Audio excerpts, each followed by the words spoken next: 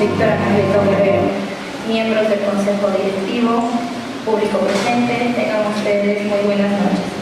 Se va a continuar con el ciclo de conferencias organizado por el Consejo Directivo 2013-2014. Invitamos a los abogados presentes a ponerse de pie para entonar las notas del himno del Ilustre Colegio de Abogados de Lambayeque.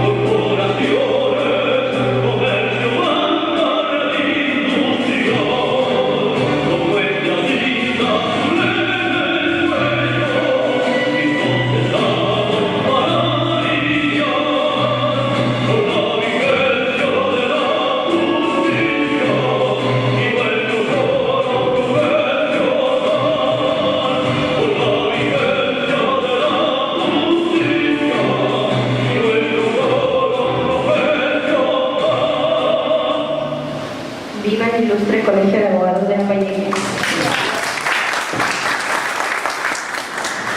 Dejamos en el uso de la palabra a nuestro decano, el doctor Víctor Anacleto Guerrero.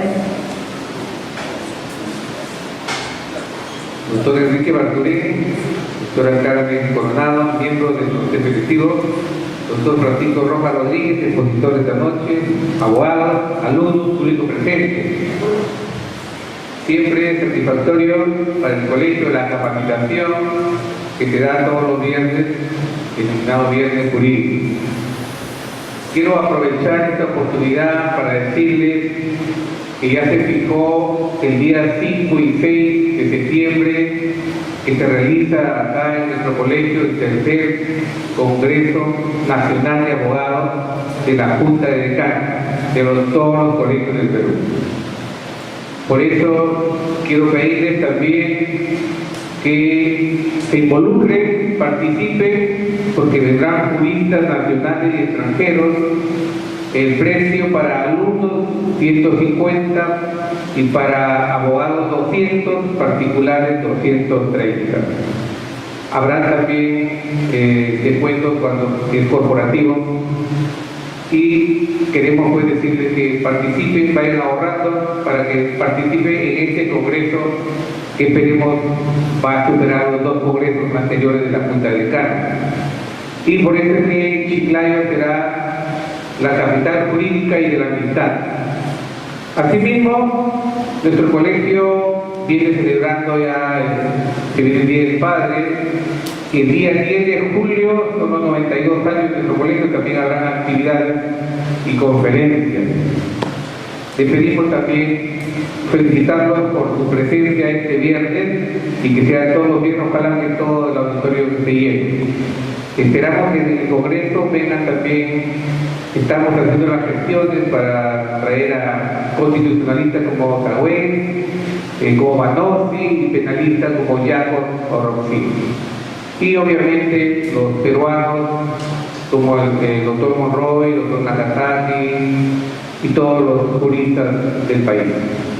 Bien, el día de hoy pues tenemos la exposición de un amigo nuestro, que es el doctor Francisco Rojas Rodríguez, colaborador del colegio, muy encantado él de la capital de la amistad, y voy a pedir a la doctora Marufo que nos lea su hoja de vida. Muchísimas gracias. Tenemos el agrado de presentar al doctor Francisco Rojas Rodríguez. El doctor es egresado de la Universidad San Martín de Porres. Ha realizado maestría en Derecho del Trabajo y Seguridad Social. Es exfuncionario del Ministerio de Trabajo, docente de la Universidad San Martín de Porres y expositor de diversas conferencias, para quien pido un fuerte aplauso. Se invita al doctor Francisco Rojas Rodríguez para que diserte sobre el tema Marco Legal del Contrato de Trabajo y la regulación del despido en la legislación laboral y en las sentencias del Tribunal Constitucional.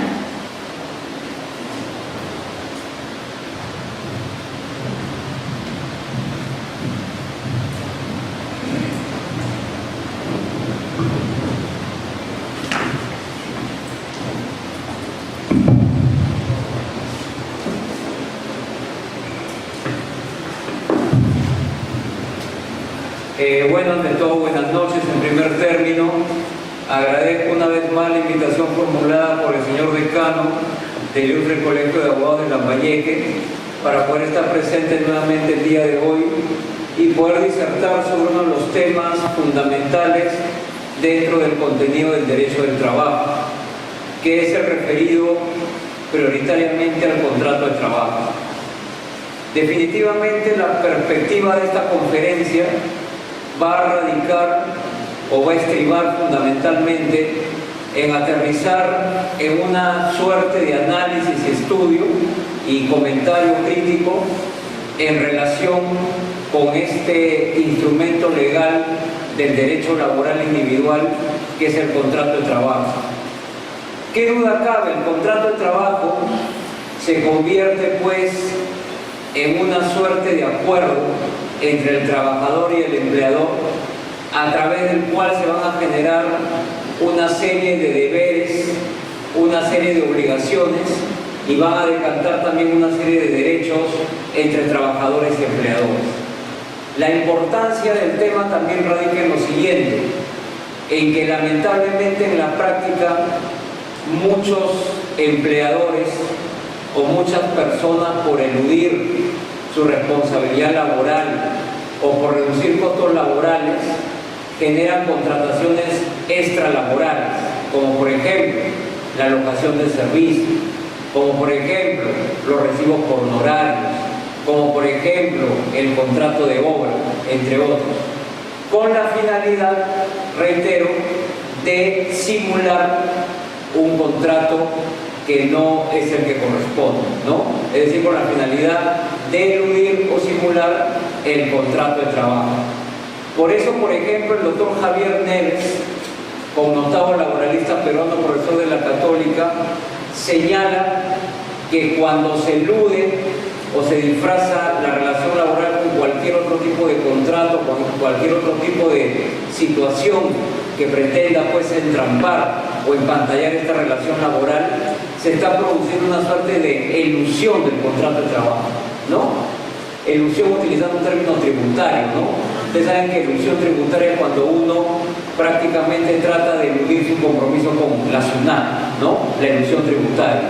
Entonces, en este caso, hay una suerte de elusión del contrato de trabajo.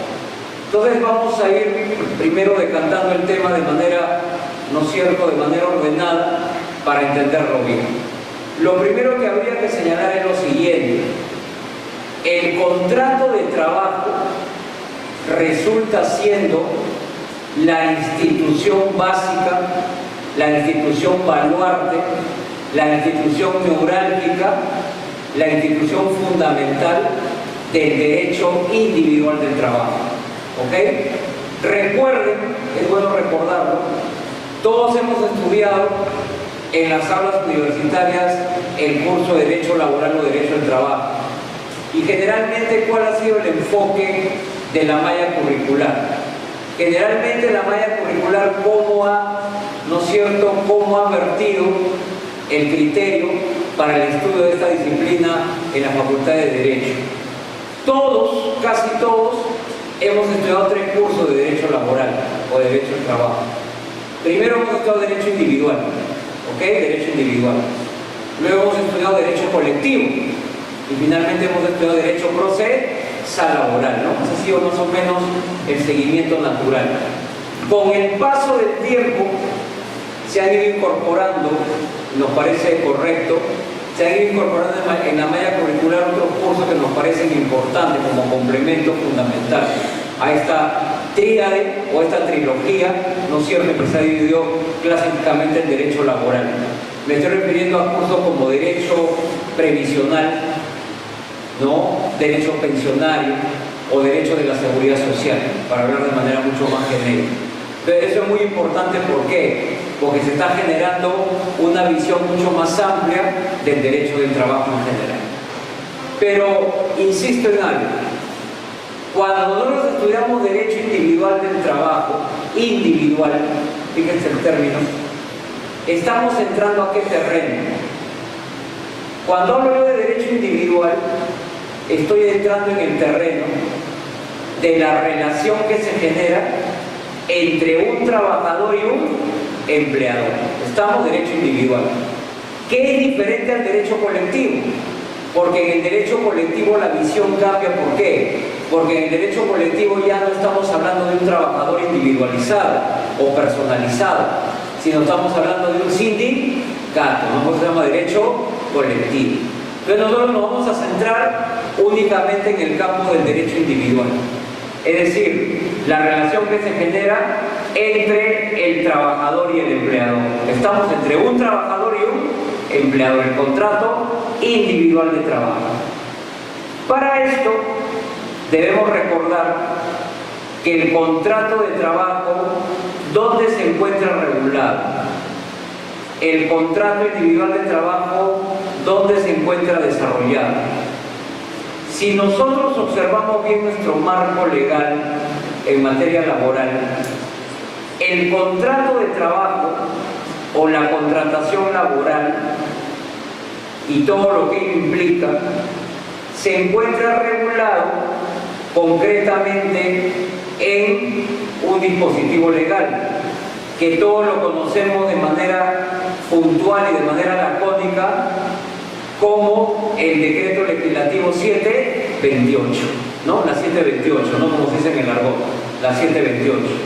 Entonces, el Decreto Legislativo 728 es la norma destinataria de la regulación del contrato de trabajo. ¿Por qué digo esto? Porque en verdad, si hablamos en propiedad, el nombre correcto de la norma, ¿cuál es? Lo voy a decir de todas maneras. Es el texto único ordenado, del Decreto Legislativo 728, la Ley de Productividad y Competitividad Laboral, ¿no? Decreto Supremo 003-97-TR. O sea, toda esa denominación es la denominación correcta de la 728. Por eso que a la 728 se le llama la Ley de Productividad y Competitividad Laboral. O por eso que a la 728 algunos, ¿cómo la llaman? La 003-97-TR. Pero muy independientemente de esto, creo que yendo a la parte fundamental, a la parte sustancial, debo señalar que la 728, el Decreto Legislativo 728, regula pues el contrato de trabajo en toda su amplitud. Si nosotros revisamos la 728, ahí encontramos desarrollado en toda su dimensión al contrato de trabajo, ¿no? Por ejemplo, su concepto, sus elementos esenciales, sus características, la suspensión del contrato, la extinción del contrato, el despido, que es otro tema fundamental, las clases de contratos, es decir, todo lo que concierne propiamente a la contratación laboral está inmersa o está regulada o encuadrada, insisto, en el decreto legislativo 728, la norma que nos va a servir de referencia. ¿Ok? Perfecto. Partamos entonces de algo básico. Primeramente, un concepto, una definición del contrato de trabajo. Verdaderamente, a la luz de la doctrina del derecho laboral, existe pues una pléyade o una gran cantidad, ¿no?, de definiciones en la doctrina. Nos atreveríamos a decir que cada autor o cada laboralista tiene su propia definición, ¿ok? Cada laboralista tiene su propia definición. Entonces, para poder entrar a una claridad en el concepto o en la definición del contrato de trabajo, habría que hacer una operación muy sencilla. De todas las definiciones que obran en la doctrina, como por ejemplo la del gran jurista conocido por todos ustedes, el doctor Guillermo Cabanelas de Torres, porque quien en su paso por las aulas universitarias no ha tenido que consultar el diccionario de Cabanelas, que es muy conocido, ¿no? Justamente el jurista Guillermo Cabanelas de Torres se desarrolla en el ámbito también del derecho laboral. Otros juristas, por ejemplo, como Mario de la Cueva, Antonio Vázquez Vialar, o juristas peruanos como el doctor Francisco Gómez Valdés, ¿no?, el doctor Francisco Romero Montes, etc. Prácticamente todos coinciden en algo. Todas las definiciones nacionales o extranjeras tienen un denominador común. ¿Cuál es ese denominador común en un concepto o definición del contrato de trabajo? Que todas coinciden en que en la definición deben estar, ¿no es cierto?, deben estar señalados o consignados los elementos esenciales del contrato de trabajo. Es decir, cuando yo defina el contrato de trabajo, para que esa definición sea correcta, tienen que estar los elementos esenciales del contrato de trabajo. Puede ser una analogía muy simple. Es cuando yo quiero definir el delito, a ver, en el campo penal. Para yo definir el delito correctamente, ¿qué me exige la doctrina? Que yo contemple los elementos del delito, ¿no? Por ejemplo, la culpabilidad, ¿no es cierto? El tema, por ejemplo, del dolo, la culpa, ¿no?, la tipicidad, la antipuricidad, ¿me están entendiendo? O sea, todos los elementos que son componentes del delito tienen que estar inmersos en una definición correcta. De la misma manera en el campo laboral.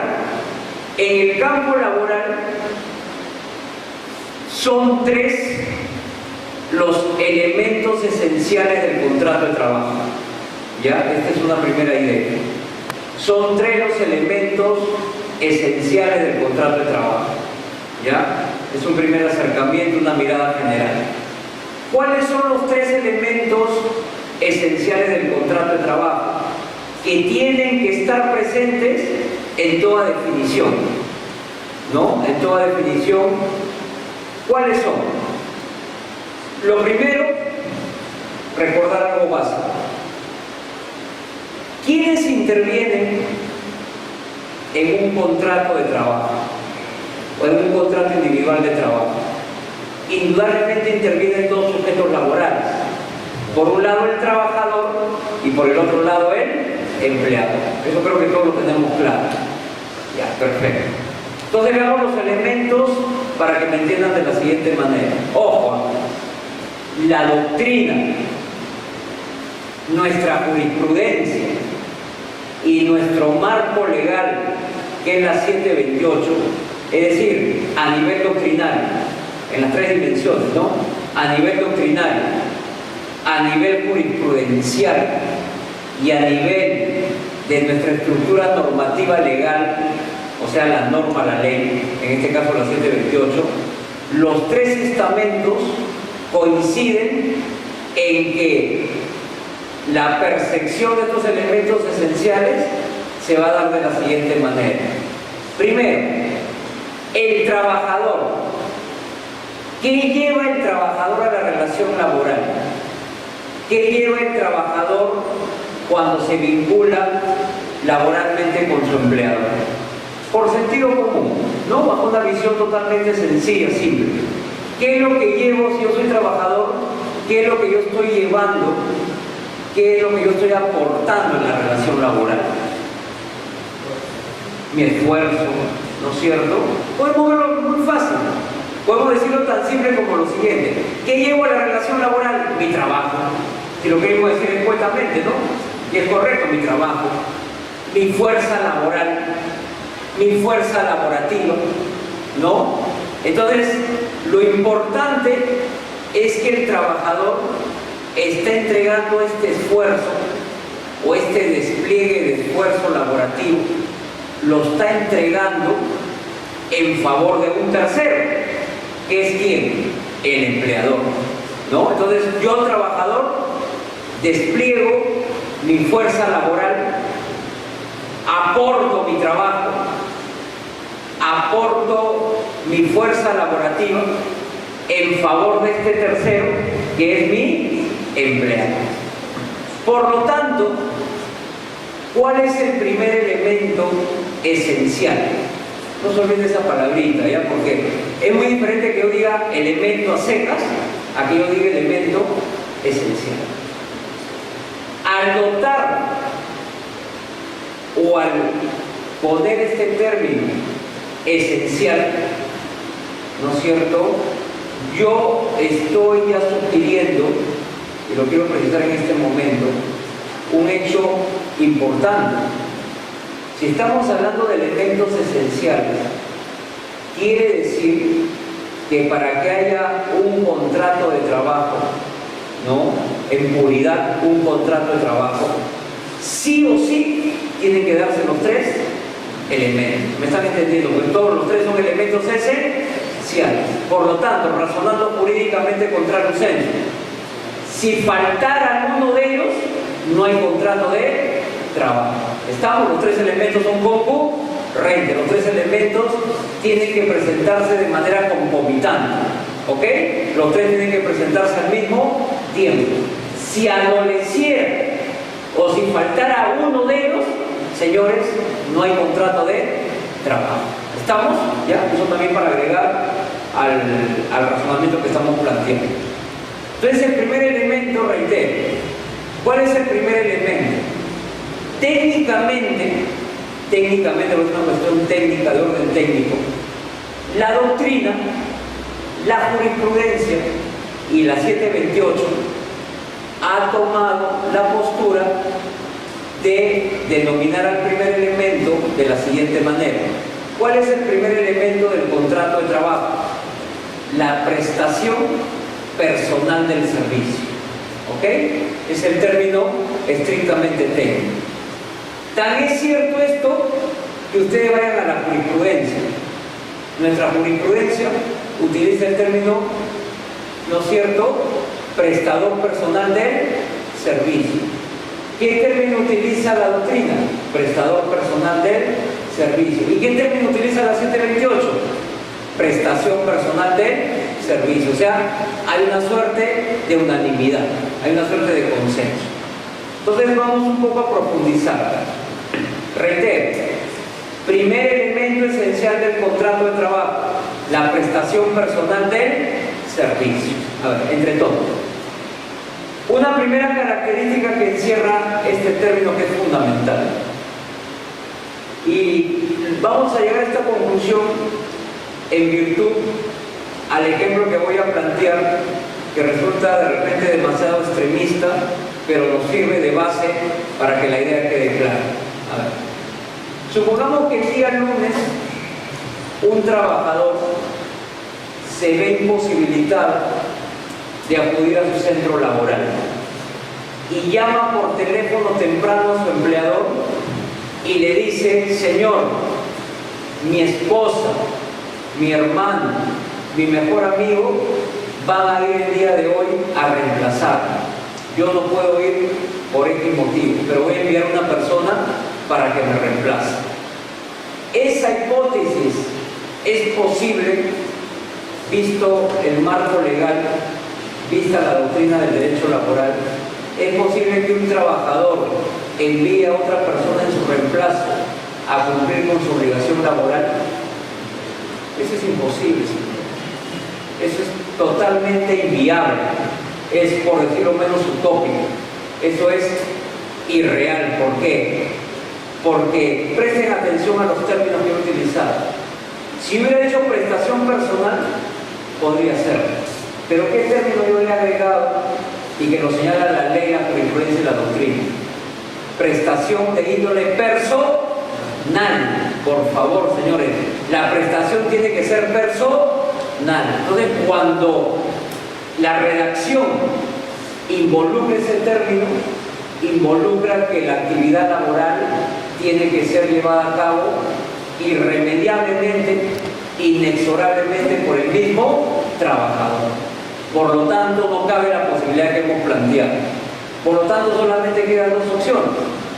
Si el trabajador no acude por un tema de enfermedad, no, por ejemplo, se ha sentido mal y está debidamente acreditado, será pues una falta justificada, ¿no? Y la otra opción, ¿cuál es? Si no justifica la falta, será una falta injustificada y se le hará el descuento correspondiente. Pero no hay posibilidad de que otra persona lo reemplace, de que otra persona, ¿no es cierto?, lo supla en su obligación como trabajador. ¿Estamos? Por eso que el tema de que la prestación sea personal es muy interesante, señor. Por eso inclusive el derecho laboral habla de que la prestación es intuito personal, intuito persona, personalísimo, es indelegable. O sea, es una obligación que nace y muere con el trabajador. No puede ser delegada a ninguna tercera persona. Por eso, y aquí se desprenden dos ideas fundamentales. Voy a tomar un ratito haciendo, por favor, ¿ya? Si me permiten, porque si no, un poco más de comodidad. Le decía que este atributo que se agrega al término de la prestación, que es personal, implica dos consecuencias básicas que quiero que quede clara con la exposición que estoy haciendo. A ver, observen. ¿Cuáles serían las dos prohibiciones o las dos imposibilidades que surgen a partir de haberle agregado a esta condición el término personal? ¿No? ¿Cuáles serían las dos situaciones inviables? Primero, ya la hemos visto en este momento, que el trabajador no puede ser reemplazado, que el trabajador no puede ser sustituido. Eso creo que ha quedado clarísimo. Pero ¿cuál sería también colateralmente la otra imposibilidad? Que el trabajador no pueda ser ayudado por terceras personas. ¿Ok? No pueda ser ayudado por terceras personas. Un ejemplo extremista nuevamente. Que yo me aparezca el día lunes, cuando estoy un poco cansado, y lleve pues a un amigo para que me ayude a desarrollar mi labor en mi centro laboral. Eso también es imposible por el carácter personal. ¿Me están entendiendo? O sea, la imposibilidad del reemplazo y la imposibilidad de ser ayudado por tercera persona. Por ejemplo, es una diferencia muy importante con la locación, ¿no? Porque ustedes leen bien el Código Civil, en la locación del servicio, como lo vamos a ver en unos instantes, ¿no es cierto?, el locador, o sea, quien presta el servicio, puede ser ayudado por terceras personas. No hay ningún problema en el contrato de locación, ¿ya? Pues es una diferencia sustancial. Perfecto. Entonces retomamos la idea. Yo hace tiempo, siempre lo comento, porque hay cosas que de repente, cuando uno tiene la duda, a veces a través de estas ideas, ya la idea, para la redundancia, queda completamente clara. Y lo voy a recoger porque me gustó el planteamiento de este jurista que vino a exponer al Colegio de Abogados, Y me pareció interesante porque con esto fue genial para prácticamente plasmar la idea con claridad. Miren, señores, el ser humano se queja de que en todo ámbito de su vida es reemplazable. ¿Sí o no? A veces cuando entra en crisis emocional, que puede ser legítima para cualquier ser humano, empieza pues a pensar, ¿no?, para su interior y su foro interno, ¿por qué me pasa esto? ¿Por qué, no es cierto? ¿Por qué en todo me están reemplazando, ¿no? Por ejemplo, una forma de uno ser reemplazado está hasta en el plano sentimental, como lo decía este señor, ¿no? Hasta en el plano sentimental nos cambian o nos reemplazan. Pero siéntanse tranquilos, como decía este jurista, en el plano laboral es el único plano en donde ustedes no van a poder ser reemplazados. O sea, ahí siéntanse bien. O sea, va a ser el único ámbito de su vida en donde van a pensar que ahí no lo van a cambiar. ¿Ok? En el tema laboral. Por lo que estamos explicando.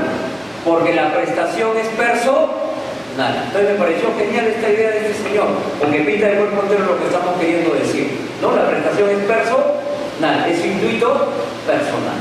Perfecto. Entonces yo presto personalmente mi servicio. Una segunda precisión muy interesante. Como la doctrina recoge el término prestación del servicio, ¿no? Prestación de un servicio, conviene hacer aquí una aclaración importante. Esta semántica que utiliza la doctrina, la jurisprudencia y la ley de prestación del servicio, no hay que perder de vista que involucra a las dos posibilidades reales en que una persona como trabajador desarrolla la actividad laboral. Me explico mejor desde el punto de vista económico. Yo cómo puedo, o cómo ustedes pueden observar que un trabajador desarrolla una actividad laboral. Primeramente, a través de la producción de un bien. ¿Sí o no? Por ejemplo, ¿no? Por ejemplo, un obrero de una fábrica textil. Su labor fundamental, ¿cuál es? Producir un bien determinado, ¿no es cierto? O sea, un polo, un jean, ¿no? Por decir un ejemplo más concreto. Entonces, yo como obrero textil, mi labor, ¿en qué se centra? Mi trabajo, ¿en qué se circunscribe? No en prestar un servicio, sino en qué? En producir un bien, ¿no? Entonces yo pongo mi esfuerzo, despliego mi esfuerzo, prioritariamente de carácter físico, ¿no?, para la producción de un bien. Entonces lo que quiero que me entiendan es que el término prestación personal del servicio comprende las dos opciones económicas. ¿Cuáles son las dos opciones económicas? Primero, producir un bien, ¿ok? Producir un bien, un polo, un jean, ¿no es cierto?, un objeto, un bien determinado, producir un bien. ¿Y cuál es el segundo componente de la prestación? La propia prestación de un servicio. Por ejemplo, ustedes como abogados prestan un servicio profesional, ¿me están entendiendo? Prestan un servicio profesional, ¿no? Un abogado, un médico, un psicólogo, un ingeniero. Entonces, insisto, hay que tener cuidado de que al utilizar el término prestación personal del servicio o prestación del servicio, involucra las dos aristas, la producción de un bien y la prestación de un servicio. Estamos solamente a manera de aclaración. Perfecto. Entonces, yo trabajador presto personalmente el servicio en favor de quién? De un tercero, que es el empleador. El empleador, a cambio, ¿qué me da? Muy bien, es el término correcto. Verdaderamente el término correcto es remuneración. Ya ese es el término correcto. Ya no retribución ni contribución. No. El término correcto, según la doctrina, es remuneración. ¿Ok? Remuneración. ¿No? Entonces, antiguamente yo me acuerdo que la legislación hablaba, pues, todavía nos queda eso de repente en la mente, porque son las épocas arcaicas en donde estaba distanciada la labor del empleado y del obrero. Entonces, cuando el obrero recibía su remuneración, se decía que recibía un sueldo, ¿no? el empleado. Y cuando el obrero recibía su remuneración se decía que recibía un salario, ¿sí o no? No, el empleado un sueldo y el obrero un salario, ¿no? Era una distinción ahí terminológica. Por eso ya la corriente moderna es uniformizar, ¿no es cierto? Uniformizar el marco jurídico legal laboral. Entonces, bajo esa idea, bajo esa percepción, el término adecuado, ¿cuál es? El término adecuado es remuneración, ¿ya? Remuneración. Entonces, el empleador le paga al trabajador una remuneración. Quiero solamente hacer también una precisión adicional.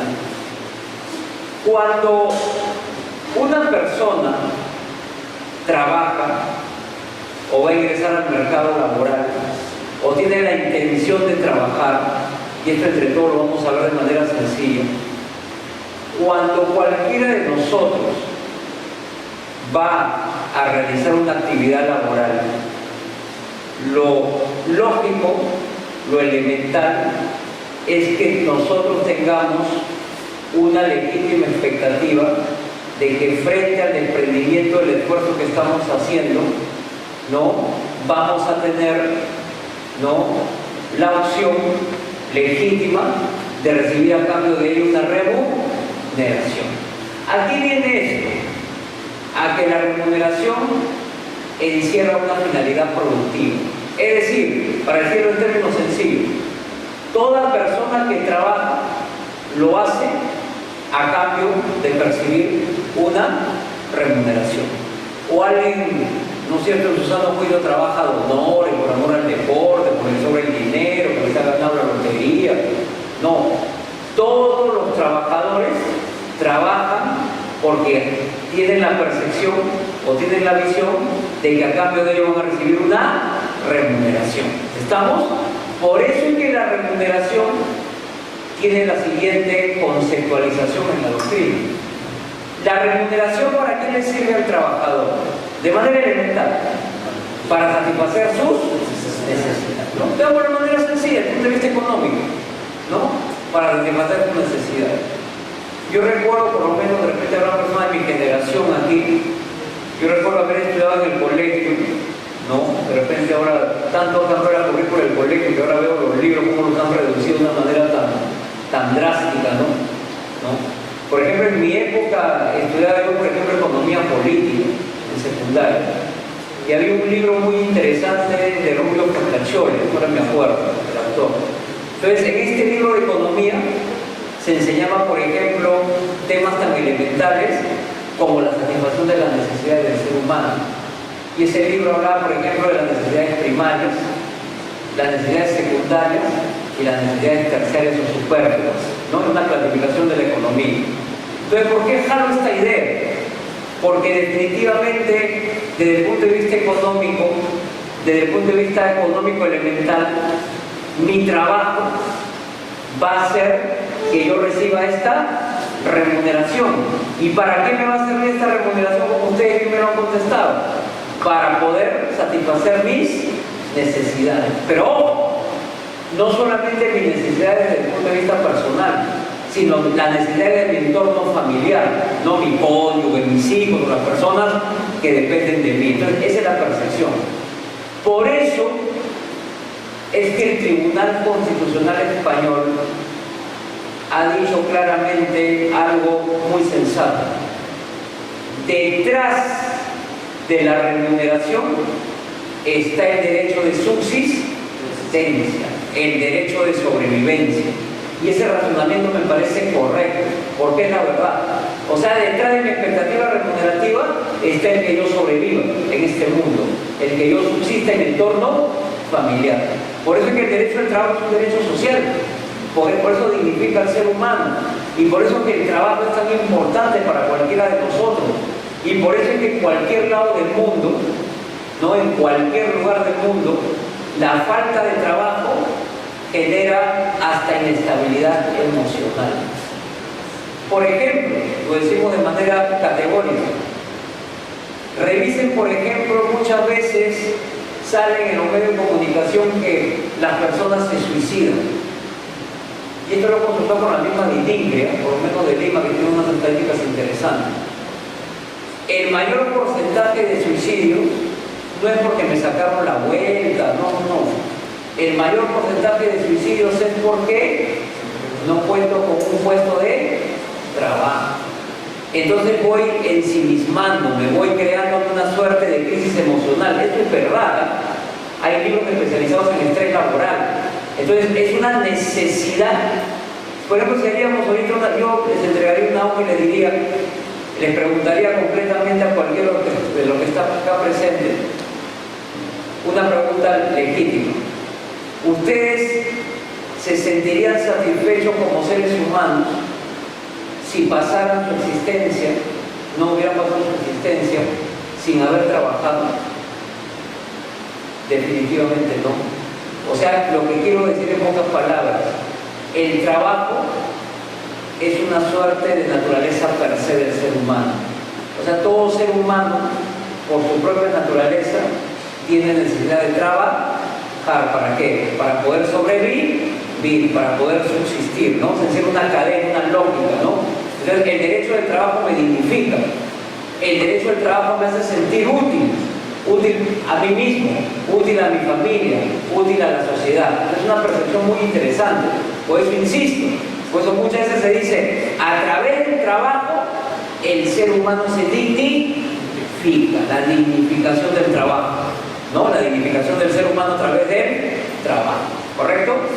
Por eso también, de repente los que están aquí inmersos en el tema del proceso laboral, por eso es que cuando hablamos ya de plantear un proceso laboral, supongamos que ustedes como abogados patrocinan a un trabajador que está planteando una demanda laboral, generalmente los abogados que colocan en sus escritos, ¿no? Cuando reclaman a un juez una reclamación de beneficios sociales, de remuneración, ¿no?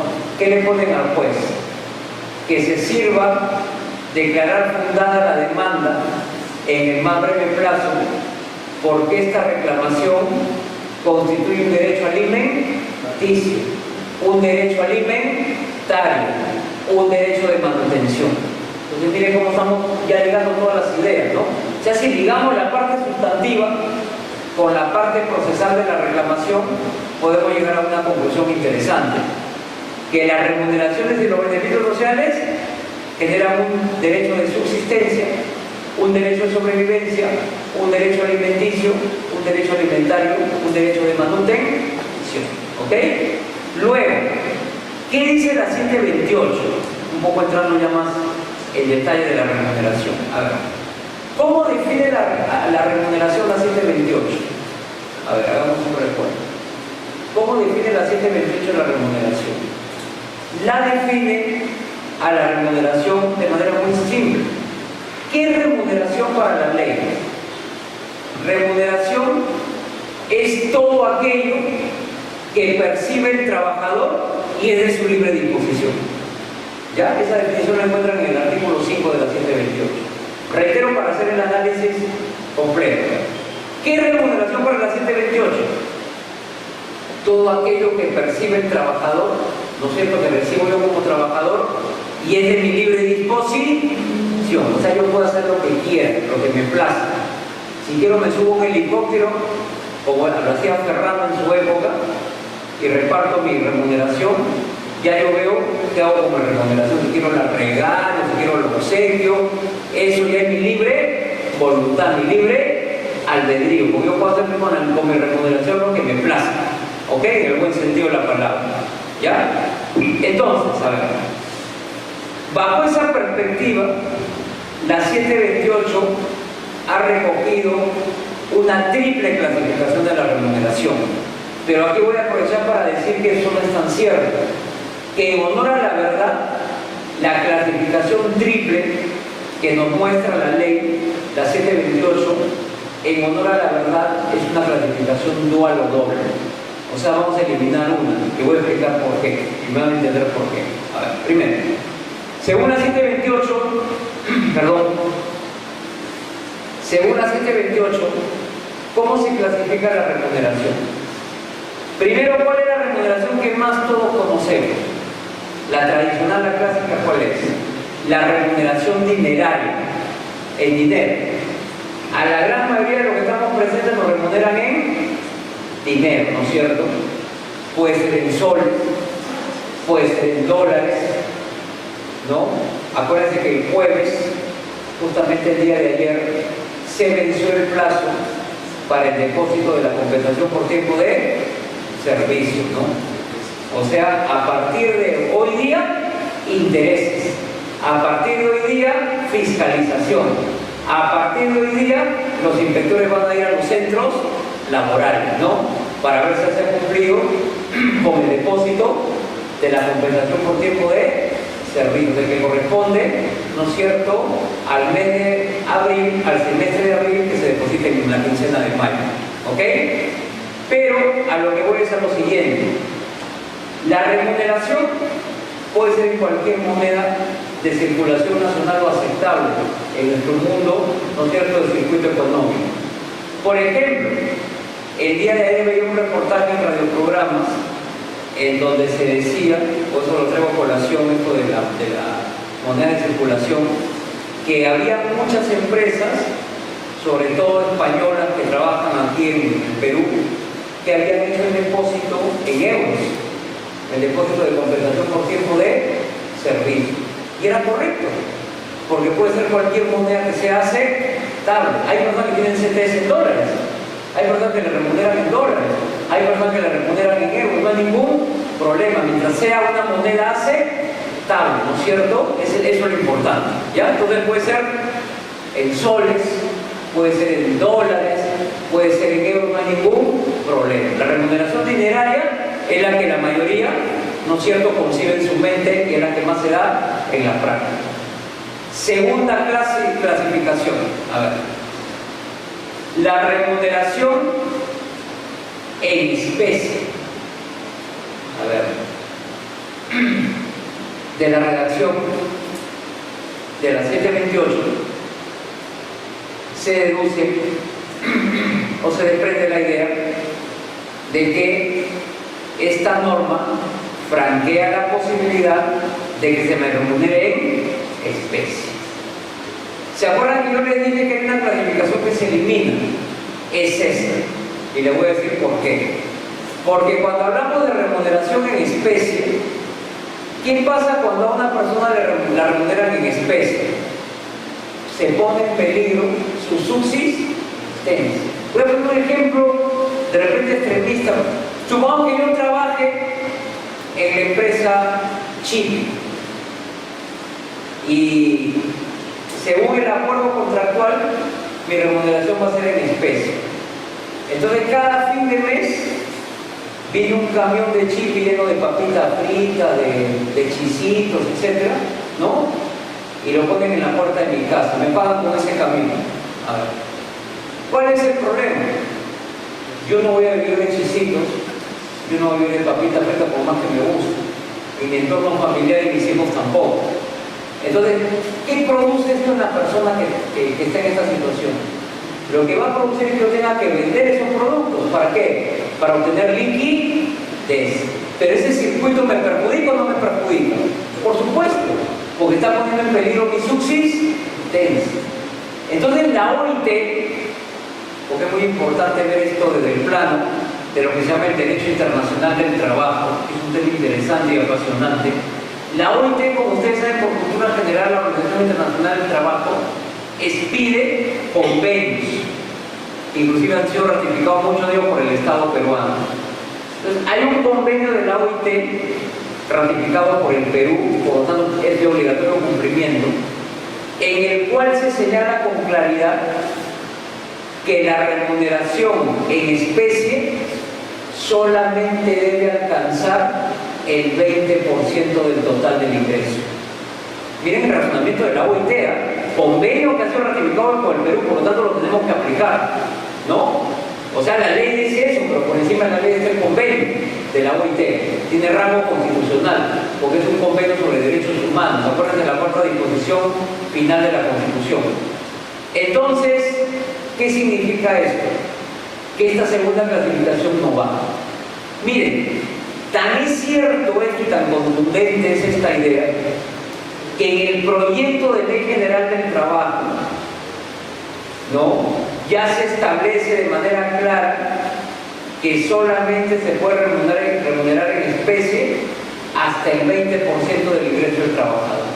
No coincido con el convenio de la OIT, por lo tanto esta segunda clasificación no existe, ya es ilegal, ¿no? Es una clasificación que va en contra de un convenio de la Organización Internacional del Trabajo. Por lo tanto, estaría prohibida o estaría prohibido, estaría proscrito remunerar a un trabajador íntegramente en especie. Ya esa situación no va. Por lo tanto, eliminamos esa clasificación. ¿Y cuál es la tercera clasificación? La remuneración mixta. Mixta. ¿Qué significa la remuneración mixta? Parte en dinero y parte en especie, que es propiamente lo que acabamos de decir. Por lo tanto, en resumen, ¿cuáles son las dos clases de remuneración que se aplicarían dentro de nuestra realidad nacional? La remuneración dineraria o el dinero íntegramente dineraria, que es la común, y la remuneración mixta. El 80% en dinero y solamente el 20% en especie. ¿Estamos? Por favor, ya, eso quede claro. Luego vamos rápidamente al tercer elemento. Aquí sí me detengo un poco porque el tercer elemento esencial para casi la plenitud de la doctrina, los tres elementos son esenciales, pero en este caso la doctrina le ha dado como una suerte de valor adicional, ¿no? O sea, como que le ha otorgado un mayor valor, le ha otorgado un mayor grado de valía. ¿A qué elemento me estoy refiriendo? A la subordinación o la dependencia, ¿no? Que es el elemento que más escuchamos, ¿no? Inclusive, la mayoría de libros, la mayoría de literatura jurídica en materia laboral, de textos de la especialidad, se desarrollan o tienden a proyectarse en un desarrollo mucho más ampuloso o un desarrollo mucho más amplio de qué elemento, de la subordinación o la dependencia. Entonces, de los tres elementos esenciales, el más importante, el de mayor trascendencia para la doctrina, es la subordinación o la dependencia. ¿Ok?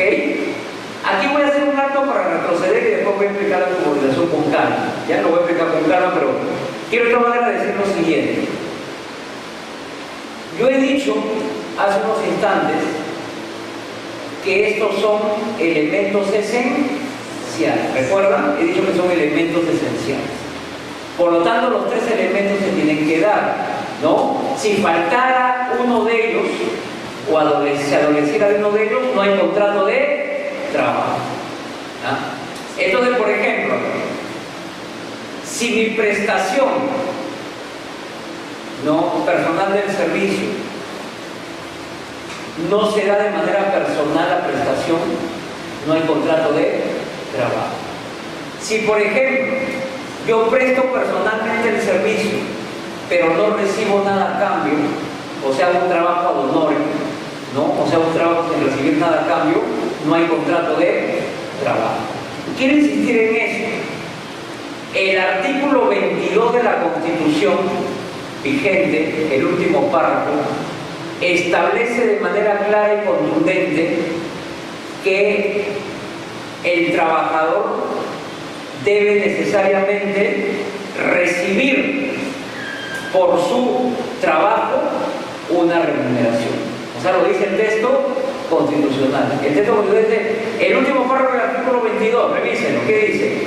El trabajo es voluntario y el trabajo debe estar debidamente remunerado. Por lo tanto, por mandato constitucional, en todo contrato de trabajo, sea cual fuere el tipo de prestación laboral, sí o sí debe haber el pago de una remuneración.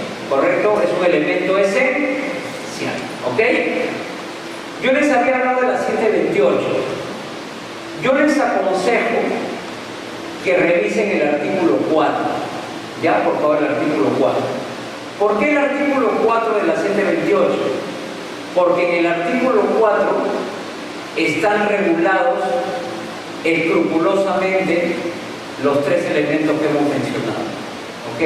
Puede ser, inclusive, voy a hacer un poco de memoria para corroborar lo que estamos diciendo. ¿Qué dice el artículo 4 de la 728 en su parte exordial o en su parte inicial? ¿Qué dice taxativamente o textualmente? Presten atención, dice. El artículo 4 de la 728 comienza diciendo, dice, en toda prestación personal. Ahí está el primer elemento, inclusive con nombre propio, en toda prestación personal de servicio. Ahí está el primer elemento, ¿no? Prestación personal del servicio. Literalmente, ¿eh? Así textualmente. En toda prestación personal de servicio remunerada. Ahí está el segundo elemento. Y subordinada. Ahí están los tres cosas. Estamos demostrando que la ley recoge los tres elementos, ¿no? En toda prestación personal del servicio remunerada y subordinada. Ya solamente estamos demostrando lo que estamos explicando. ¿Ya? O sea, a nivel de la 728 están presentes los tres elementos. Ahora sí vamos al elemento subordinación o dependencia. Pero para esto es bueno hacer el siguiente enfoque. Aquí vamos a tener un poquito más porque este es el elemento, como se dice, ¿no? Más característico. Vamos a compararlo para tener más clara la idea. Una cosa es el contrato civil y otra cosa es el contrato laboral. ¿Sí o no? Una cosa es la contratación civil y otra cosa completamente diferente, distante, marca una distancia total, es el contrato de trabajo. ¿Estamos? A ver, veamos lo siguiente. ¿Por qué decimos eso? Miren. Y de paso recordemos los orígenes del contrato de trabajo, cómo aparece. Por esta razón que explico, aparece el derecho del trabajo y el contrato de trabajo. A ver. Vamos a ir primeramente al plano de la contratación civil. A ver, vean. En un contrato civil vamos a elegir el más común de los que están en el Código Civil. El contrato de compra-venta. ¿Estamos? ¿Ya? Un contrato elemental, conocemos todos por cultura general. El contrato de compra-venta es un contrato que aparece regulado en el Código Civil. Estamos en el contrato de compra-venta. ¿Quiénes intervienen en un contrato de compra-venta? Un vendedor y un comprador, ¿no? Las dos voluntades, ¿no? Recuerden el artículo 1351 del Código Civil. El contrato es el acuerdo de dos o más partes para, ¿no es cierto?, desarrollar una relación de carácter jurídico, pero de carácter, ¿de qué carácter? De carácter patrimonial, ¿no? ¿Correcto? Ya, 1351. Pero lo importante es que hay dos voluntades. Entonces está la voluntad del vendedor y la voluntad del comprador. ¿Ya? ¿Cuál es la característica de este contrato?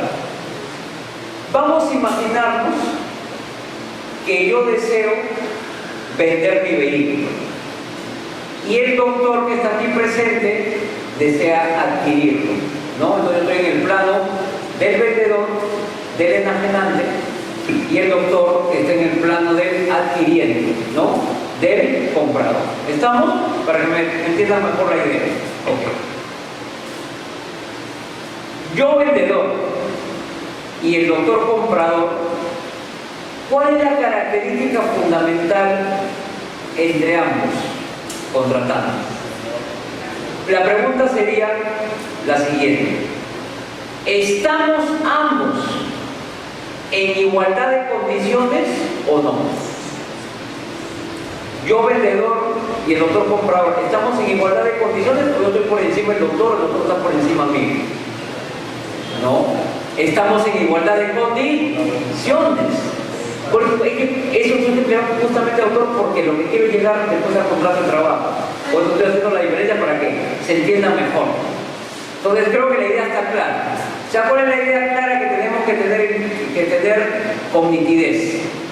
Que en un contrato civil, ¿no?, la característica es la paridad jurídica, la igualdad de las partes, la paridad. Vuelvo a repetir, la igualdad. Yo no estoy por encima del doctor, ni el doctor está por encima mío. Los dos estamos en el mismo nivel, ¿no? Estamos en el mismo nivel, ¿ya? La paridad, la igualdad entre las partes. Entonces, insisto, la característica primordial de la contratación civil estriba en que las partes están en igualdad de condiciones. Ya, no se vayan a olvidar, la igualdad de las partes. Seguimos entonces. Bajo esa premisa, quiere decir que terminada la conferencia, no vamos a ir con el doctor a tomar un café en un sitio y vamos a empezar a conversar entre ambos. Supongamos que yo le diga al doctor, yo quiero vender mi vehículo a $10,000. Y el doctor me dice, no, yo ahorita cuento solamente con 7,000. Entonces empezamos a conversar, ¿no? Y de repente llegamos en esa conversación amigable, igualitaria, llegamos de repente a un punto intermedio, que el costo del vehículo quede en 8,000, ¿ok? Pero hemos llegado a ese acuerdo vía la conversación, ¿no? Entonces empezamos pues a enhebrar el contrato, ¿no? Empezamos a establecer las cláusulas del contrato vía esta igualdad entre yo vendedor y el doctor, el adquiriente. Entonces se empiezan a colocar los acuerdos, ¿no? Por ejemplo, empezamos a acordar que la entrega del vehículo se produzca al momento que se hace el trámite en la notaría, ¿no? O de repente acordamos que la entrega del vehículo se haga una vez que ya se produce la inscripción en el registro de la propiedad vehicular. ¿Se dan cuenta? O sea, vamos llegando a los acuerdos, ¿no? O de repente que el pago se haga en 3 tramos, ¿ok? Perfecto, ¿ya? Pero lo importante es que es el resultado armonioso de la igualdad de las partes. Por favor, eso quiero que me entiendan, la igualdad. ¿Ya? De eso se decanta un segundo elemento, que me lo contestaron correctamente. Por eso es que en la contratación civil se aplica la teoría de la autonomía de la voluntad, ¿no es cierto? La segunda característica. La primera es la igualdad, y de ahí viene la teoría de la autonomía de la voluntad. ¿Por qué? Porque estamos ambos, ¿no es cierto?, al momento de celebrar el contrato, ambos estamos desarrollando este contrato de manera autónoma, de manera independiente. Nuestra voluntad es libre. Al autor no le están poniendo un revólver, ni a mí tampoco, para tomar la decisión. ¿Ya? Por eso que se dice en la radio que bajo la teoría de la voluntad, ¿no es cierto?, el contrato es ley entre las partes, ¿no? Porque es el acuerdo legítimo de ambas voluntades. No tiene que intervenir ninguna tercera persona, ni menos el Estado, ¿no? El Estado no va a intervenir para decirle al doctor, oiga doctor, usted, ¿no es cierto?, por ejemplo, pague en 3 armadas, o usted pague al contado el monto acordado. ¿El Estado qué le interesa? El Estado se abstiene, ¿por qué? Porque hay la igualdad, ¿no? Entonces, redondeando la idea, en el ámbito de la contratación civil vamos a tener tres características que marcan la contratación civil. Primero, la igualdad de las partes. Segundo, la teoría de la autonomía de la voluntad. Y tercero, la no intervención del Estado. ¿Estamos? Creo que está claro. Perfecto. ¿Qué pasa cuando vamos al terreno laboral? Ahí viene la pregunta, como se dice, la pregunta fundamental. Y creo que la respuesta cae de madura automáticamente. Así como ustedes me han contestado de manera casi automática que en los contratos civiles hay igualdad entre las partes, si yo les planteo la pregunta en el escenario laboral, ¿hay igualdad entre un trabajador y un empleador cuando celebran un contrato de trabajo? ¿Hay igualdad o no? ¿Qué dicen ustedes? ¿Hay igualdad o no hay igualdad? Así como en el contrato civil. ¿Hay igualdad entre un trabajador y un empleador? ¿Están en las mismas condiciones? Definitivamente no, señores. Es algo contundente. ¿Por qué? Porque el empleador es el dueño del medio de producción, es el dueño del capital. es el dueño de la fábrica, es el dueño de la industria. O sea, el empleador tiene una posición por encima del trabajador.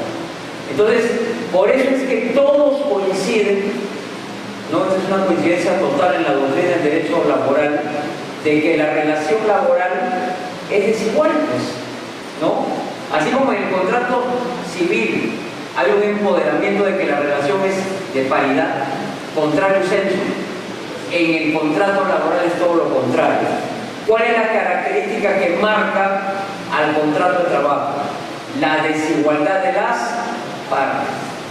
Si ello no fuera así, señores, yo no estaría aquí. No existiría el derecho del trabajo. ¿Por qué? Porque si el trabajador y el empleador fueran iguales, ese contrato, ¿quién lo regularía? El Código Civil, el derecho civil. ¿Me están entendiendo? O sea, creo que iba a quedar una idea mucho más clara. O sea, ¿qué es, para decirlo de la Roma, cuál sería el punto de quiebre o qué hace que el contrato de trabajo se separe, ¿no es cierto?, del contrato civil y nazca un nuevo derecho, el derecho del trabajo?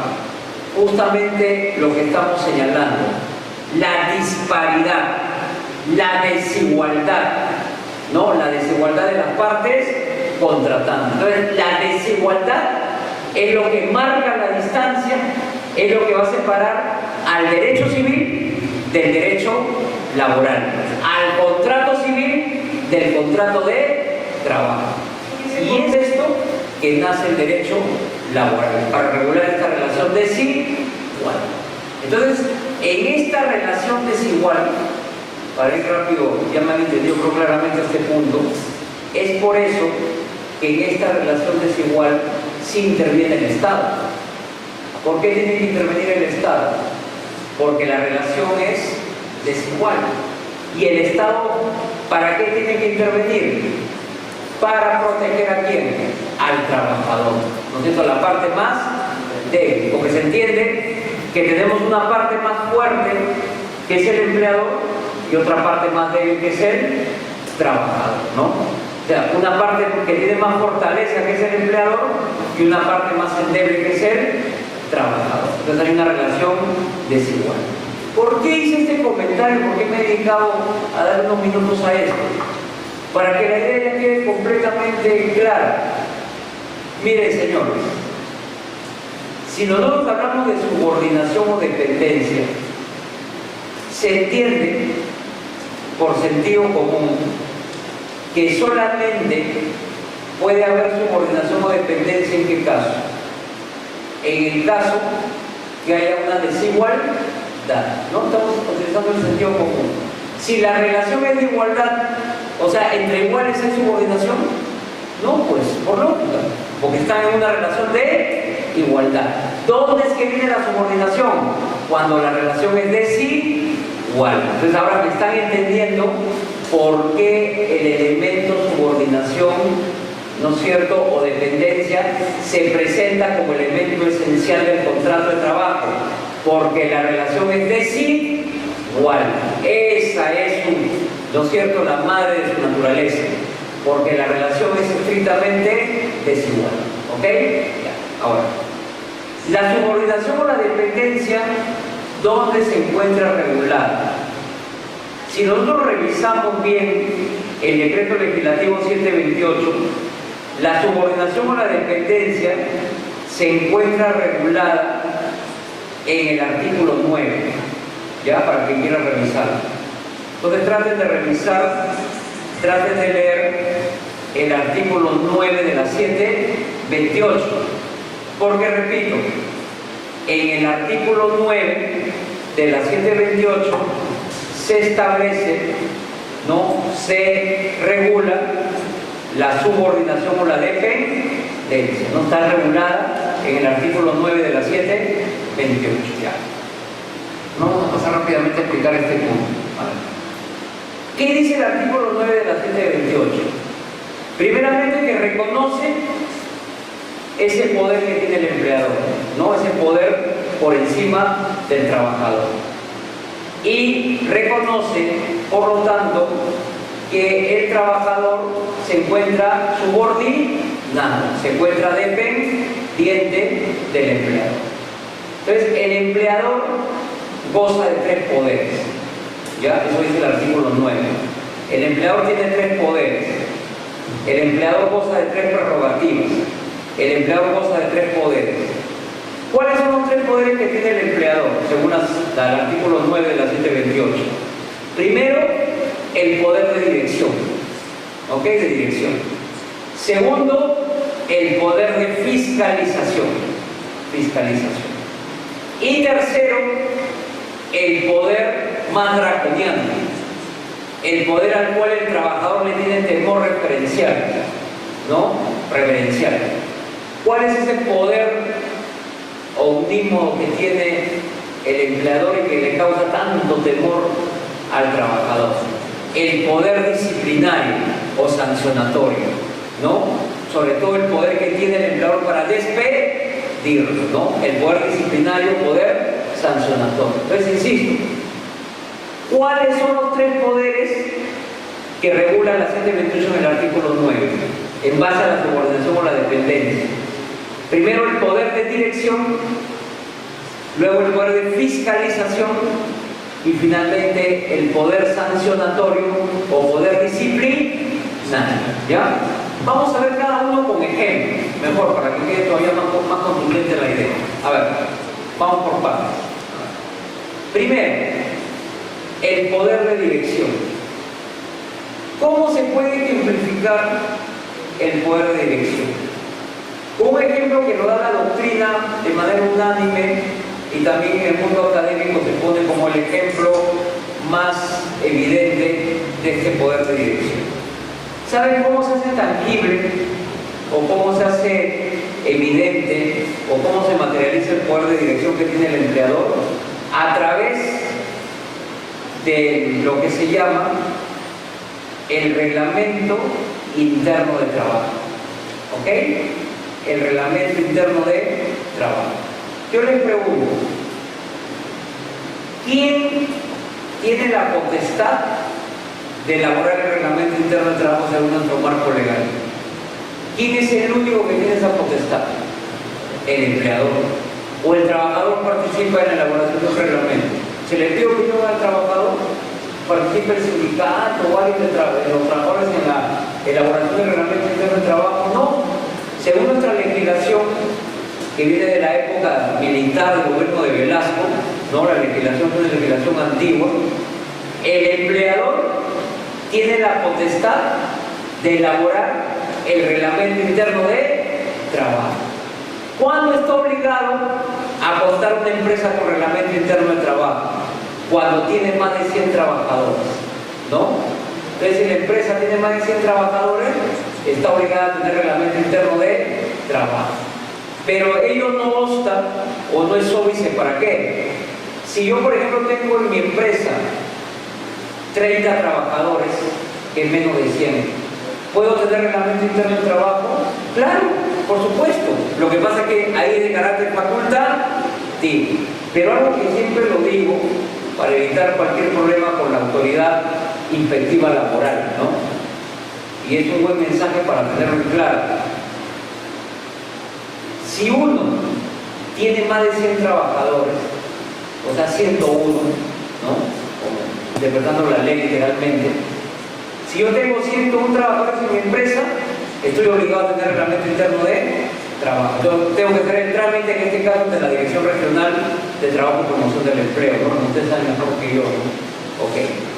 Pero si yo tengo menos de 100 y deseo contar con un reglamento interno de trabajo, no se vayan a olvidar que tienen que registrarlo ante el ministerio o ante la Dirección Regional. No se vayan a olvidar. No vaya a ser que por omitir ello se les imponga una sanción económica. Entonces, insisto, tanto para el que está obligado a tener reglamento interno de trabajo, porque tiene más de 100 trabajadores, como aquel que quiere tenerlo de forma facultativa, porque quiere tener un mejor orden en su empresa, en ambos casos hay que hacer el trámite, en este caso de la Dirección Regional de trabajo. Lo bueno es que el trámite es gratuito, no le cuesta absolutamente nada, según el turno, ¿ya? ¿Ok? No debemos olvidar ese detalle. Entonces aquí tenemos el poder de dirección. Segundo, poder de fiscalización. El poder de fiscalización significa que el empleador tenga la posibilidad de observar, fiscalizar, ¿no? Observar, ser un veedor, un observador del rendimiento laboral de sus trabajadores, ¿no? Como se dice en el argot, los empieza a chequear, los empieza a monitorear, ¿no? Entonces supongamos, voy a colocar aquí el ejemplo concreto. Ustedes saben que según nuestro marco legal fundamental de la 728, el artículo 10, reconoce lo que se llama el periodo de prueba, ¿no? El periodo de prueba. El periodo de prueba, como todos sabemos, es de 3 meses, ¿no? El común, ¿no? Con otro periodo de prueba, pero lo normal es que el periodo de prueba son 3 meses. En esos 3 meses del periodo de prueba, yo trabajador, por ejemplo, a la semana, digo, no me gusta este trabajo, no me gustan mis compañeros de trabajo, no me gusta la cara de mi empleador, me voy, no me siento a gusto. Se va, no hay problema. No tiene que presentar una carta de preaviso de 30 días, no tiene que hacer absolutamente nada. ¿Por qué? Porque está protegido por el periodo de prueba. O sea, en esos 3 meses, yo trabajador, me voy a mi casa, ¿no es cierto? De la noche a la mañana, como se dice en el argot, no me pasa absolutamente nada. Claro, sin embargo, siempre le digo a las personas, mantengamos siempre la forma, ¿no? O sea, el hecho de que si bien es cierto, yo puedo de repente tomar esta decisión abrupta e irme, nada me cuesta, por lo menos, ¿no? Enviarle una carta, por lo menos por cortesía, a mi empleador, comunicándole que ya no voy a venir, ¿no? ¿Para qué? Para que mi empleador pueda conseguir un reemplazo, ¿no? Una cuestión de consideración, ¿me entienden? Pero según la ley, yo me puedo ir y no me pasa absolutamente nada, no estoy obligado a presentar ninguna carta, etc. ¿Ok? Perfecto. Entonces, de la otra manera, de la otra serie, así como el trabajador puede dejar de trabajar en cualquier momento durante esos 3 meses que está protegido por el periodo de prueba y no le pasa nada, el empleador de la misma manera tiene la misma potestad. Es decir, de repente dice el empleador, no, este señor Francisco Roca me lo ha recomendado, pero de verdad que no sirve para el trabajo, no tiene el perfil, no tiene el futuro, es un rotundo fracaso, ¿no? Por lo tanto me dice el señor, me llama y me dice, hasta aquí no más. O sea, a los 15 días me dice, hasta aquí no más, chao. ¿Ok? ¿Yo puedo reclamarle indemnización por despido arbitrario? No, porque está dentro de la potestad del periodo de prueba. ¿Me están entendiendo? En el periodo de prueba el empleador me puede decir hasta acá nomás. En este caso concreto, ¿qué está haciendo el empleador? Está fiscalizando, no está observando el rendimiento de su trabajador. ¿Ok? Este sería el segundo ejemplo, el segundo caso en el caso del poder de fiscalización. Y vamos a la tercera situación, el poder sancionatorio. ¿Ok? El poder disciplinario, que es el poder más draconiano. ¿Qué pasa con el poder sancionatorio o el poder disciplinario? Ya les había adelantado que es el poder más draconiano, el más severo, ¿no? El que implica, pues, una suerte de temor reverente por parte del trabajador. En este caso, quiero decirles y darles el siguiente alcance. El artículo 9 de la 728 reconoce el poder disciplinario bajo esta percepción. La sanción al trabajador la realizará el empleador bajo 2 principios: el principio de razonabilidad y el principio de proporcionalidad en la sanción. Es muy importante lo que estoy diciendo, ¿eh? Por favor. Entonces vuelvo a repetir. Según la 728, el poder sancionatorio o el poder disciplinario de que está investido el empleador implicará que este poder no lo va a poder utilizar de manera arbitraria. ¿Cuáles son los cánones bajo los cuales va a poder aplicar este poder? Primero, la razonabilidad y luego la proporcionalidad en la sanción, ¿ok? Por eso es que la 728 no entra en detalle, porque si ni siquiera una guía telefónica nos alcanzaría para tantos supuestos, ¿no? O sea, que en la ley, por ejemplo, se coloque que por un minuto de falta tal, no es cierto, tal sanción, sería imposible. O sea, quiero que me entiendan ellos.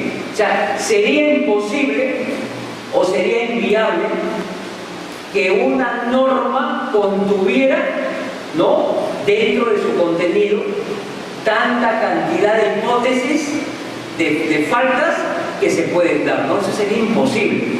Por eso la norma simplemente va a algo más escueto, algo mucho más claro. ¿A qué va la norma? A decirle al empleador: señor empleador, usted, si quiere sancionar la falta de su trabajador, simplemente utilice dos principios. Primero, la razonabilidad. ¿Qué es razonabilidad? El sentido común, ¿no? La razón, viene de razón, sentido común. Y segundo, la proporcionalidad en la sanción. O sea, frente a una falta, tiene que ser proporcionada la sanción. Y aquí implica decir lo siguiente: por eso que una sanción no puede ser aplicada de manera fría. Por ejemplo, tendríamos que tener en cuenta los antecedentes del trabajador, el legajo del trabajador, ¿no? O sea, esos aspectos que deben, ¿no es cierto?, implicar un adecuado razonamiento y por lo tanto una proporcionalidad al momento de aplicar la sanción. Entonces, las tres clases de sanciones que se prevén a nivel del régimen laboral privado son primero la amonestación, ¿no?, que puede ser verbal o puede ser escrita. Por ejemplo, en un libro de doctrina leí algo interesante hace poco que decía: la amonestación es una sanción escrita a través de un memorándum, un documento que se llama memorándum de carácter reflexivo. ¿No? Qué interesante, es un aporte nuevo a la doctrina, ¿no? ¿Por qué? Porque hacen que el trabajador reflexione, ¿no? O sea, su falta es leve, pero igual así le envía un mensaje al trabajador: oye, trata de mejorar tu rendimiento, no recales o no caigas en esta inconducta, ¿no? Como que lo hace reflexionar, como dice la doctrina, ¿no? Tiene un carácter reflexivo en su mensaje, la amonestación. Luego viene la suspensión, que en el caso de nosotros implica pues que el trabajador temporalmente no presta el servicio y por lo tanto no hay pago de remuneración, ¿no? Entonces la suspensión sin goce de haber, ¿no?, para decirlo de manera mucho más clara. Y luego tenemos la más temible de todas, el despido, ¿no? El despido, ¿no?, la figura del despido. Entonces, esos son los tres supuestos en que se va a guiar el empleador para poder justamente terminar, en este caso con el despido, la relación laboral. ¿Ok? Perfecto. Ahora, otro tema importante es el siguiente. Lo que sucede, y seamos honestos con la realidad, es que, como se lo decía al inicio, lamentablemente, y esto lo vemos en la práctica, pues no tiene tanto éxito este principio, si yo les preguntara a los que están aquí presentes, que de repente están metidos en el campo laboral, en la temática laboral o en el tema pues estrictamente laboral y sobre todo en el litigio laboral, sea a nivel administrativo, sea a nivel judicial, etc. Si yo les preguntara cuál es el principio que más aplica lo laboral, yo estoy seguro que la gran mayoría de los que están aquí presentes me contestarían al unísono el principio de la primacía de la realidad. ¿Sí o no? ¿De qué más se aplica?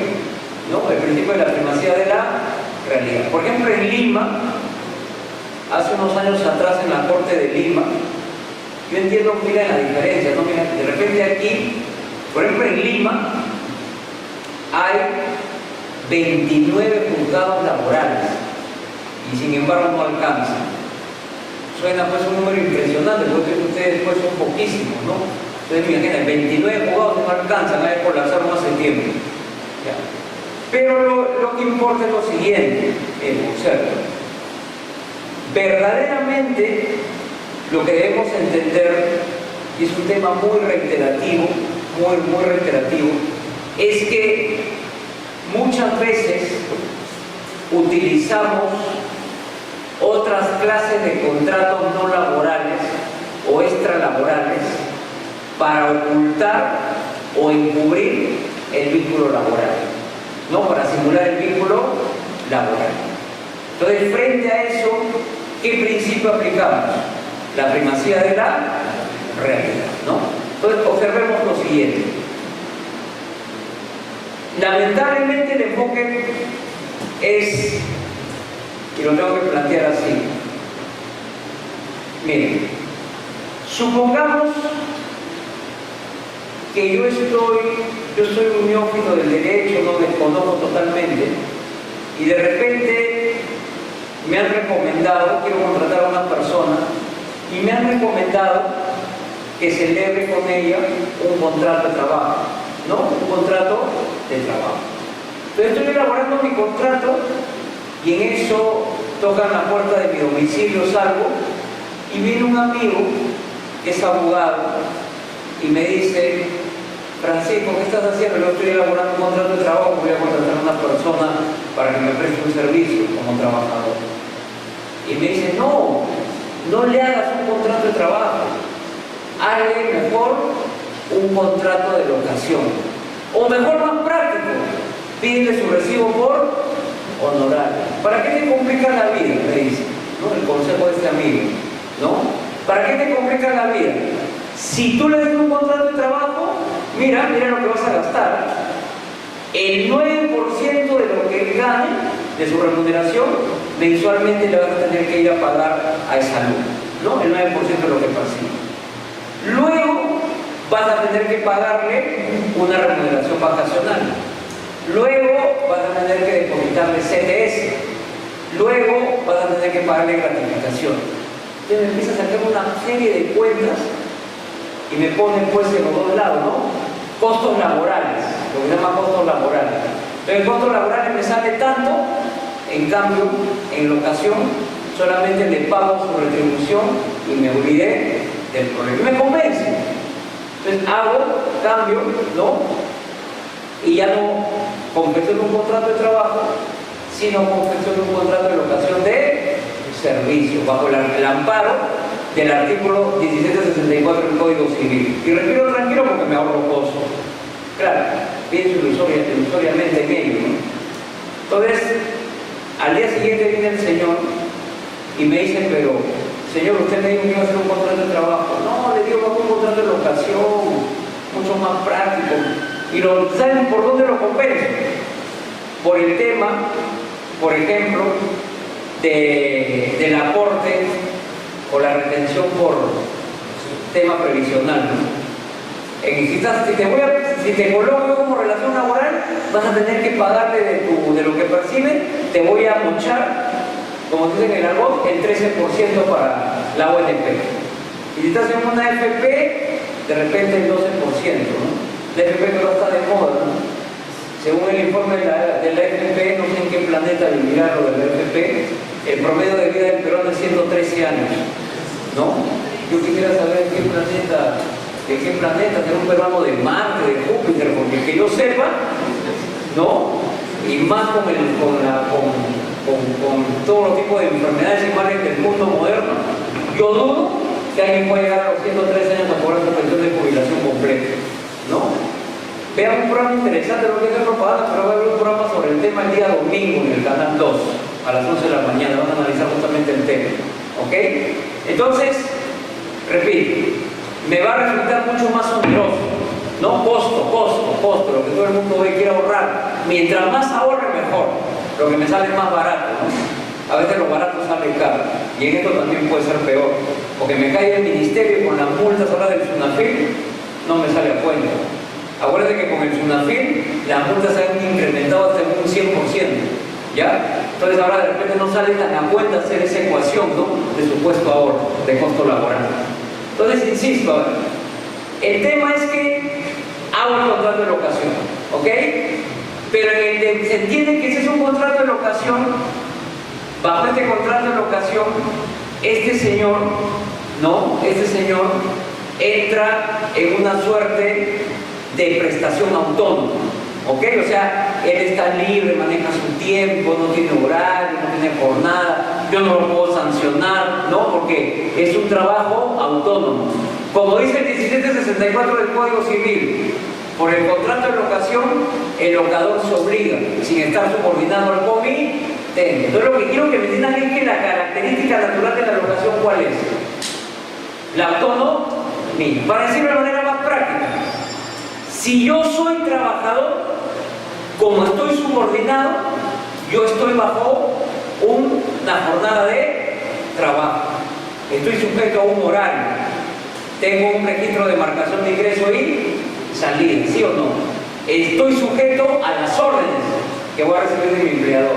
Y estoy sujeto a la sanción. En cambio, si yo soy locador, no tengo horario, no tengo jornada, no registro ni ingreso y salida, no recibo sanciones. ¿Me están entendiendo? O sea, todo lo contrario. ¿Por qué? Porque soy libre, soy autónomo, soy independiente. ¿Ya? Para que me entiendan más fácil. Pero de repente, en el camino de esta contratación, ¿no?, en el camino, en el recorrido, yo le digo al señor, mejor firma tu ingreso y salida. ¿Ya? Y el señor, bueno, como ve que le pago, no es lo que le importa que yo le pago. Él me dice todavía, mire, señor Rojas, yo le puedo firmar todo lo que quiera. Como usted está cumpliendo conmigo con mi pago, no hay problema. Usted diga que no tengo que firmar. Y empieza a firmar ingreso y salida. Y de repente comete un error garrafal en el servicio que me está prestando. Y yo lo sanciono, inclusive le envío un memorando, ¿no?, de lo molesto que estoy con el error, ¿no es cierto?, terrible que ha cometido. Pero después se enmienda y hasta llega a ser para mí un servidor ideal. Por lo tanto, en diciembre le doy un pago adicional como si fuera una suerte de aguinaldo. Inclusive le doy un documento y me estoy multado. Entonces, ¿qué hace este señor? Inteligentemente se hace amigo del vigilante y le saca copia al cuaderno de ingreso y salida. Se guarda el documento de los cargos, ¿no es cierto?, del memorándum y del documento en donde recibió este supuesto aguinaldo, ¿no? Se rodea de él, entonces, esa documentación.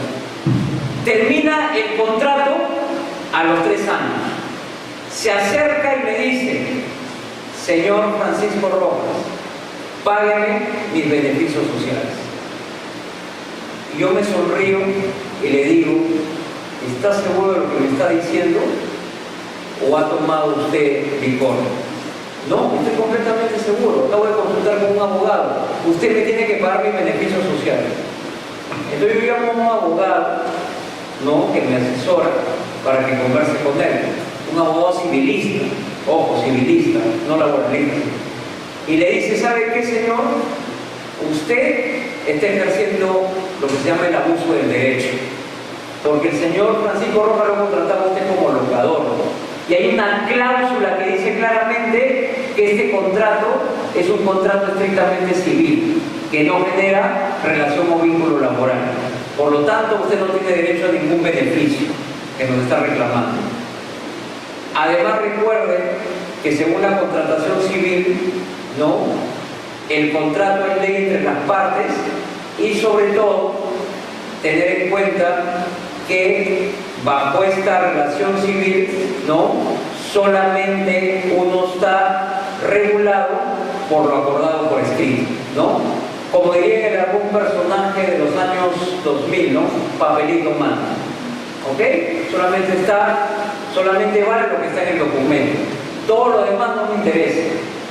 Pero como este señor ya se había, ¿no es cierto?, ya se había prácticamente había bebido la información que le había dado su abogado, le dice, un momentito, pero por encima de lo que usted me dice, hay un principio en el derecho laboral, el principio de la primacía de la realidad.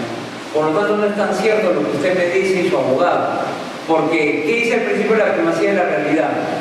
Que los hechos están por encima del documento. Correcto, el documento puede ser bien bonito, pero el documento dice contrato de locación de servicio, eso dice el documento, pero en la práctica, en los hechos, en lo real, yo he estado subordinado, tengo la documentación que respalda ello. Entonces hay un poco que el abogado se tambalea y también me preocupo yo porque eso estaba fuera de mi conocimiento. Entonces simplemente el señor me dice, no me quiere pagar, correcto, me iré a la vía judicial. Entonces, ¿qué hace ese señor? Plantea su demanda, adjunta. No hay que olvidar algo que quiero también recordar. El principio de la primacía de la realidad lo podemos resumir en lo siguiente. Para el principio de la primacía de la realidad, la verdad real se impone sobre la verdad formal. Ya para que me lo entiendan más simple. A ver, ¿cuál es la verdad formal? El documento. No se hace la verdad escrita, ¿no? El documento. El documento es la verdad formal. El documento, ¿qué dice? Contrato de locación. Dice que este señor es autónomo. Eso dice el documento, ¿no? Pero por encima de esa verdad formal están los hechos. Y en los hechos, en los acontecimientos, en los sucesos, esta persona ha estado subordinada. Por lo tanto, la verdad real se impone sobre la verdad formal. Correcto. Entonces, lo que hace este señor es plantea su demanda, se ampara en el principio de la primacía de la realidad y lo más probable, bajo el caso que estamos comentando, es que el juzgado le dé la razón y el juez ampare su pedido, ¿no? Y disponga y se produzca lo que los jueces últimamente han señalado con propiedad. Porque el juez en el fondo, ¿qué es lo que está haciendo aquí? Ese contrato de locación, el juez lo está convirtiendo en un contrato de trabajo, ¿no? Esa es en sí la finalidad, ¿no? Convertir este contrato de locación en un contrato de trabajo.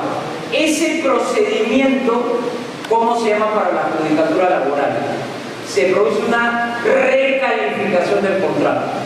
Ya que son términos que se están poniendo en las últimas sentencias. Recalificación, correcto, no está recalificando el contrato. ¿Por qué? Porque el demandante, el actor, el emplazante, me está demostrando que este no es un contrato de locación, sino me está demostrando con los rasgos sintomáticos de subordinación que me presenta, con las pruebas que está aportando al proceso, que él ha estado subordinado. Por lo tanto, este es un contrato de trabajo. Y por lo tanto, automáticamente, al convertirse en una relación laboral, con ello tiene un efecto interesante.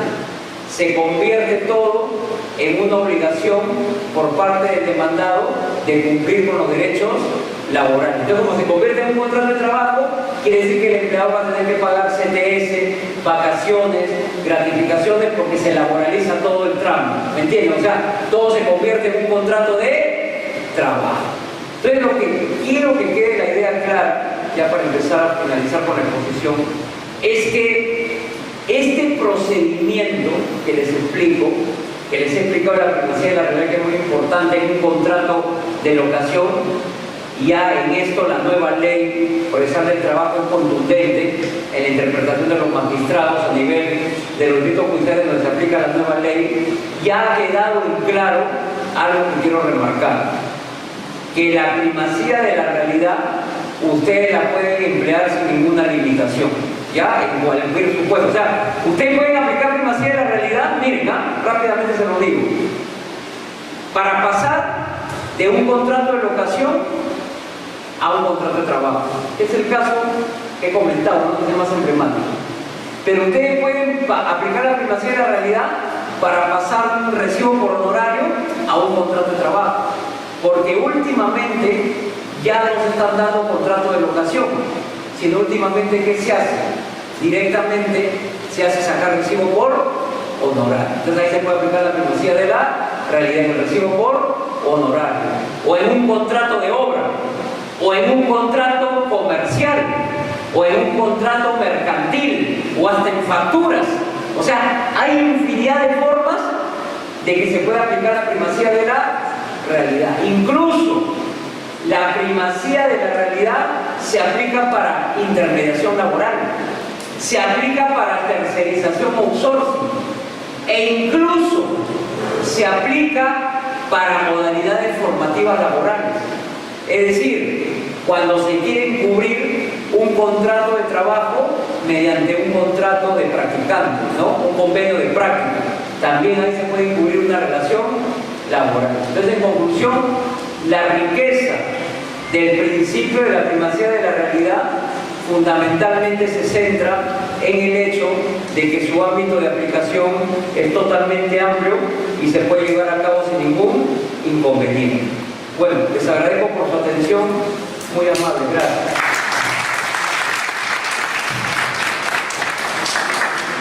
Felicitamos al doctor Francisco Rojas Rodríguez por su excelente exposición, para quien pido un fuerte aplauso.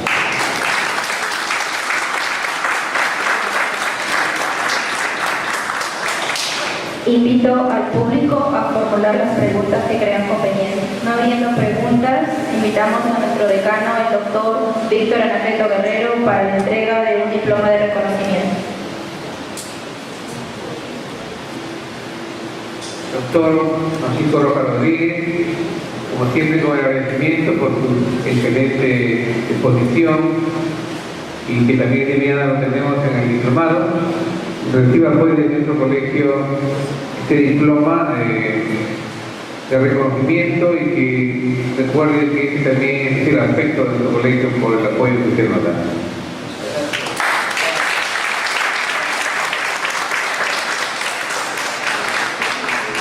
Y con el agradecimiento a todos ustedes, el día de mañana continuamos con el diplomado de Administración Pública. Muchísimas gracias. Damos por finalizada la conferencia del día de hoy. Buenas noches.